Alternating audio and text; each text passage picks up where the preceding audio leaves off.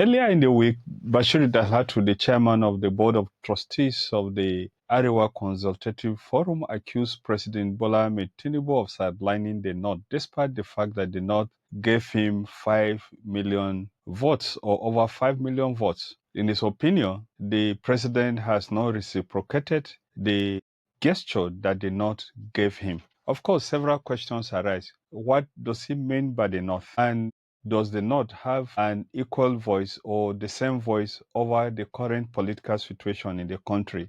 And what do the statistics that we have about that election and previous election show?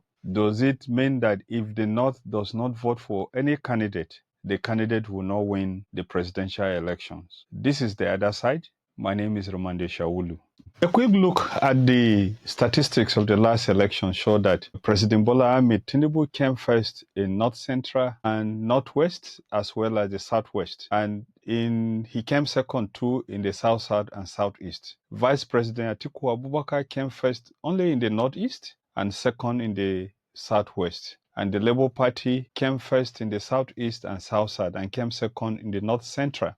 The total figures that President Bola Ahmed Tinubu got from the North, all the three zones in the North in the last election, was 5,587,757 votes. The Labour Party candidate, Governor Peter Obi, scored 2,146 votes, while Vice President Atiku Abubakar got 5,223,473 votes. Given the low scores of the votes across board in the last election, it will be easy to be misled into thinking that had they not voted for Bola Ahmed Tinubu, Northwest in particular, he would have lost the election completely. You cannot prove this from the statistics of the elections that they have if you just take a closer look. The first thing to note is that the North that Bashir Dalhatu may be referring to would include places like Southern Kaduna, Plateau, Adamawa, Nasarawa, Benue, and Taraba, states which, as at today's politics and even before now, as even from the period of the First Republic, do not generally identify themselves as North. For most of the time, since 1947, people in these communities have been referring to themselves as Middle Belt. The Middle Belt, for those who know a little bit of our history, started as an idea when 1947, one of the emirs in the House of Chiefs stood up to say that they were anxious to get the colonialists to leave Nigeria so that once the colonialists leave, they would turn everywhere into emirates, Islamic areas. And Bello Ijomo,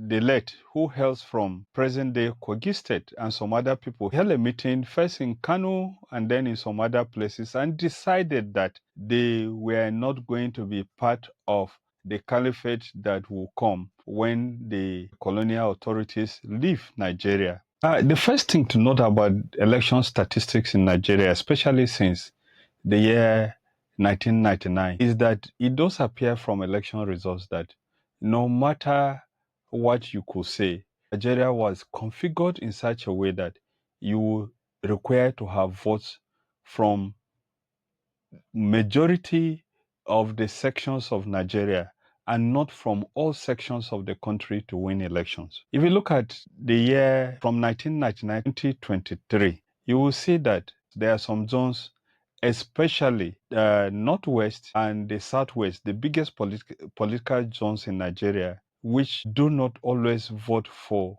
the candidates that eventually wins elections. Look at the election in 1999. The PDP, whose candidate was President Olusegun Obasanjo, got only 1,092,195 votes in the Southwest, representing 20% of the votes. He won the elections. The alliance got 4,366,993 votes, representing 80% of the votes cast in the Southwest, but it did not win the elections. In 2011, the ACN that was funded and promoted by President Bola Ahmed Tinubu, got 1,269,943 votes from the Southwest.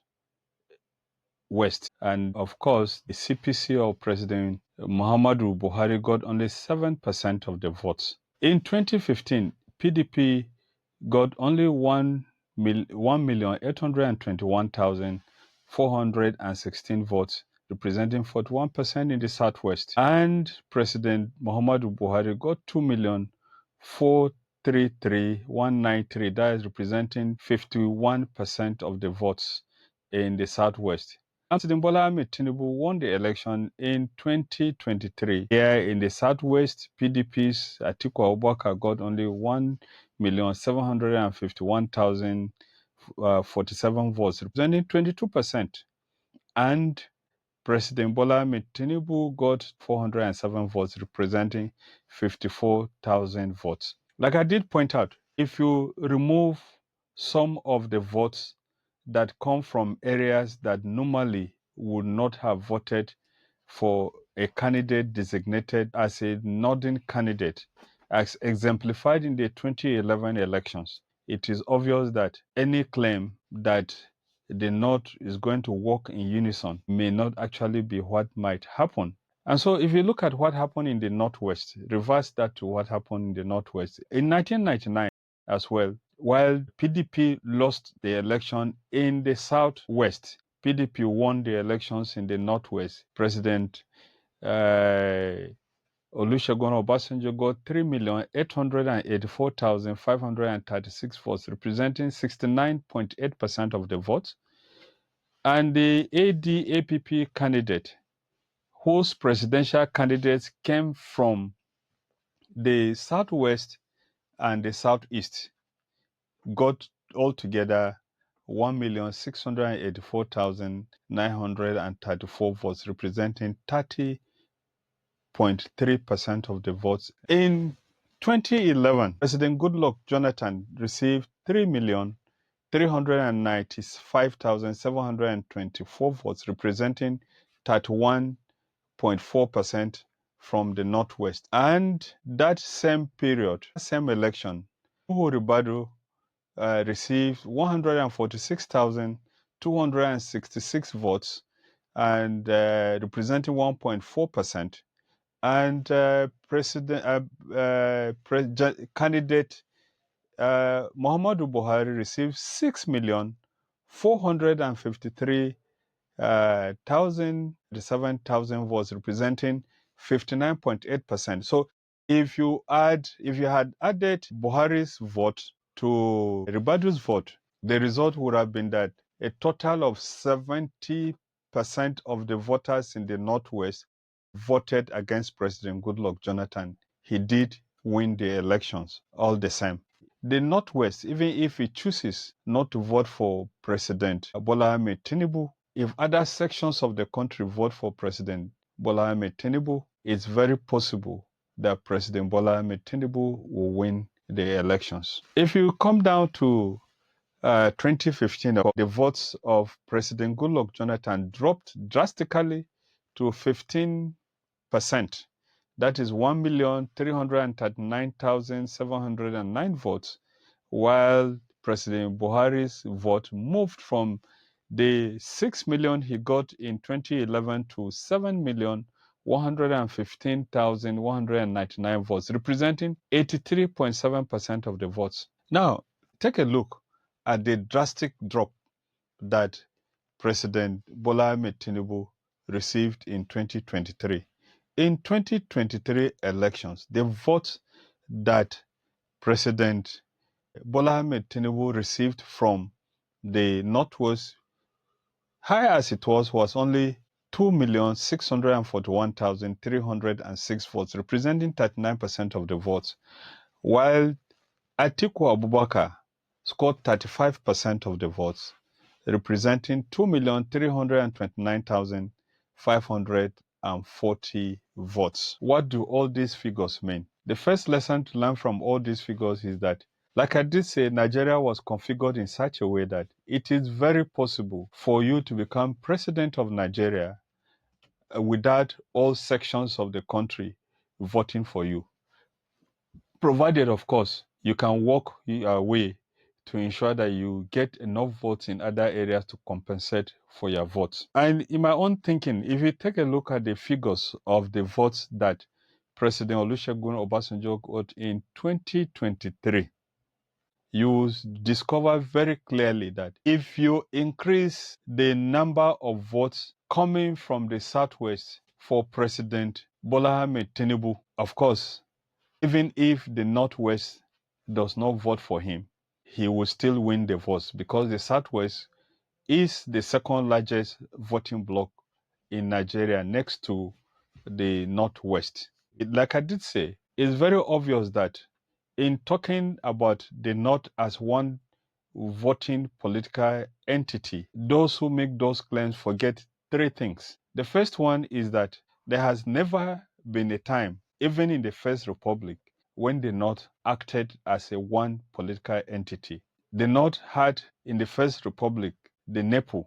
The NEPU, led by Malam Aminu Kano, whose intellectuals included people like Malam Lawan Dambazo, Anko, Gambo Sawaba, Moody Speaking, and the rest of them, had their political agenda of fighting the oppressors, the ruling class in the North, and they did not associate politically with the mainstream North. As a matter of fact, in the elections that were conducted by colonial authorities, the NEPU did exceedingly well in some areas till the electoral college that was created by colonial authorities wiped out the victories that NEPO had received. And like I did say, we had the UMBC, the Middle Belt, that started its campaign from 1947 about the need for its own region, doing and taking political paths and alternatives that are different from the one that the North takes. Of course, there are people who will say no,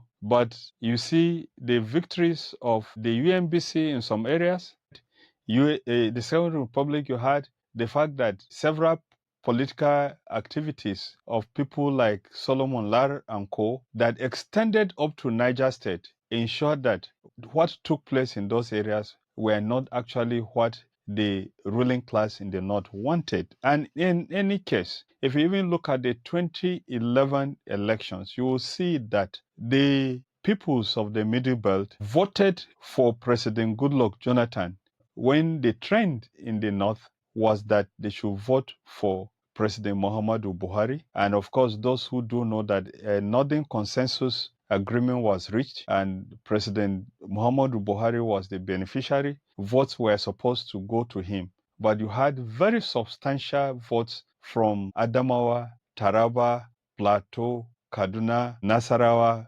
Benue, and so forth going to President Goodluck Jonathan. And this completely made sure that the rejection of President Goodluck Jonathan in the North in 2011 did not result in his losing the elections. So what is there to do is that I think that as long as everyone in Nigeria keeps talking about ethnicity, about religion, about region, the fact too is that people will talk about their regions and take their decisions based on what they perceive to be their greater interest. And this, of course, is one of the factors that appear will play a very prominent role in the coming elections. Now, what is your view about the threat of the North not to vote for President Bola Ahmed Tinubu? Do you think that it is going to stop him from becoming president?